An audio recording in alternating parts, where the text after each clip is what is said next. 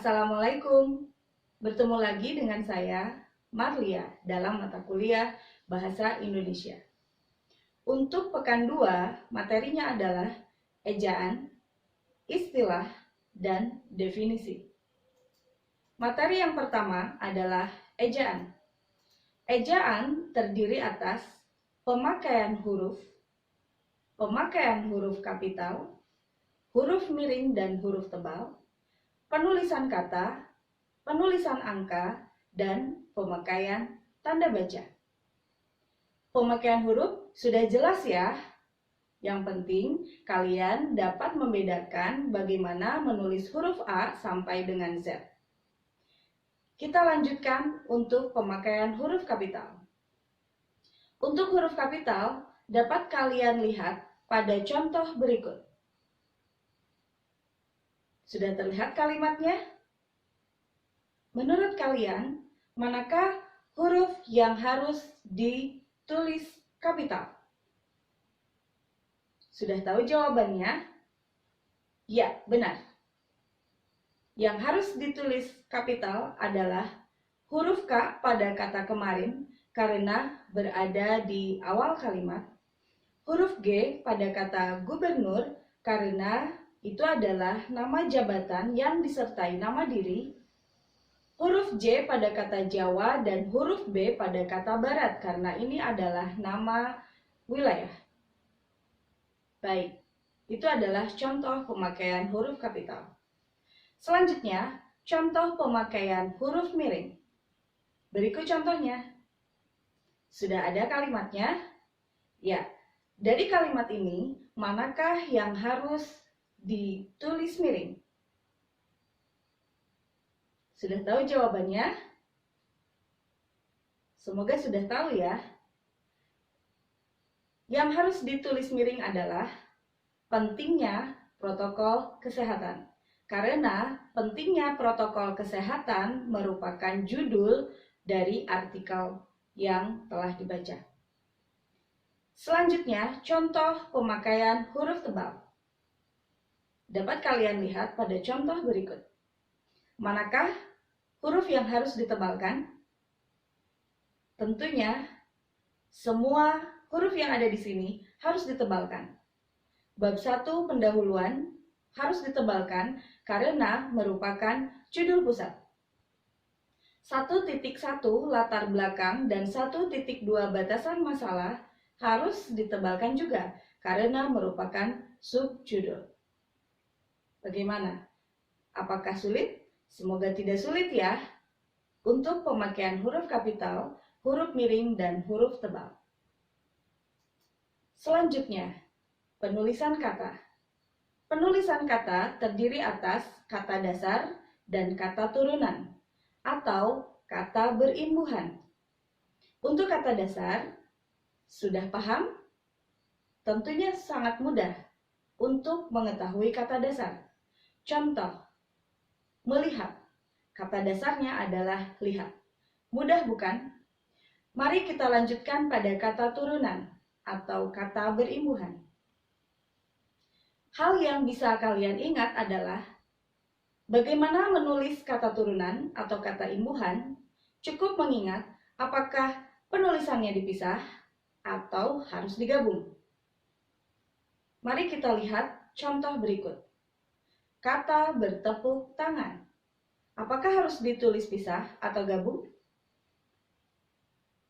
Ya, harus ditulis pisah, yaitu bertepuk tangan, karena hanya mengandung awalan. Contoh kedua, menggaris bawahi. Apakah harus ditulis pisah atau gabung?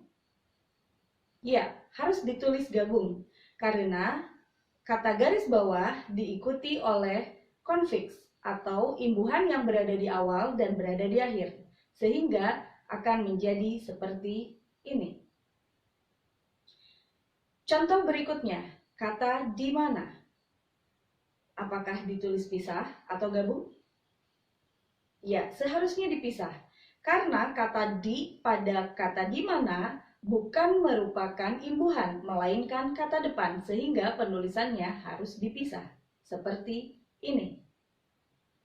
Selanjutnya, kata dibeli. Apakah harus dipisah? Tentu salah. Seharusnya digabung seperti ini. Karena kata di pada kata dibeli adalah imbuhan, bukan kata depan, sehingga penulisannya harus digabung. Selanjutnya adalah penulisan angka. Mari kita lihat contoh berikut. Ada angka 25 yang ditulis dengan huruf benar. Apakah itu bentuk penulisan angka yang tepat? Tentu tidak, karena yang seharusnya adalah seperti ini.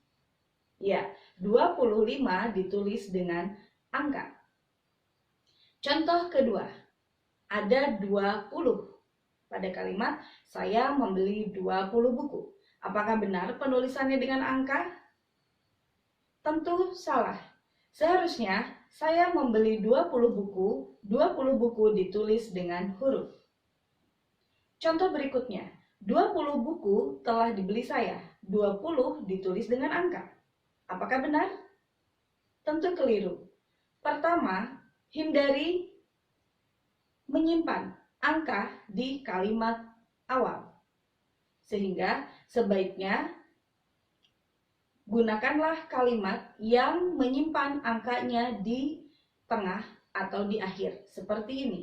Saya telah membeli 20 buku. Atau jika sangat terpaksa, boleh menggunakan angka dengan catatan angka tersebut diubah dengan huruf seperti ini. Baik. Contoh berikutnya adalah saya berjalan sepanjang 2 km. Apakah itu tepat? Tentu tidak. Seharusnya 2-nya ditulis dengan angka. Mengapa harus dengan angka? Karena di sana terdapat simbol matematis yaitu km, sehingga yang benar adalah seperti ini. Baik. Dengan demikian dapat disimpulkan untuk penulisan angka, hal yang harus diperhatikan adalah 1. Jika angka tersebut terdiri atas 1 sampai 2 kata, maka ditulis dengan huruf. Seperti 20 buku, bukan 20 buku. Seperti ini. 2. Jika angka tersebut lebih dari 2 kata, maka ditulis dengan angka. Seperti ini. 3. Jika angka tersebut disertai simbol matematis, seperti KM, CM, maka cukup pakai angka saja, seperti ini. Mudah bukan? Mari kita lanjutkan. Tanda baca. Ada yang sudah tahu? Apa saja tanda baca yang sering digunakan dalam karya tulis ilmiah? Mari kita lihat bersama. Ada titik, ada koma, ada titik koma, ada titik 2, tanda hubung, elipsis, kurung biasa, tanda seru, tanda tanya, tanda petik ganda, tanda petik 1, kurung siku, garis miring, dan apostrof atau tanda penyingkat.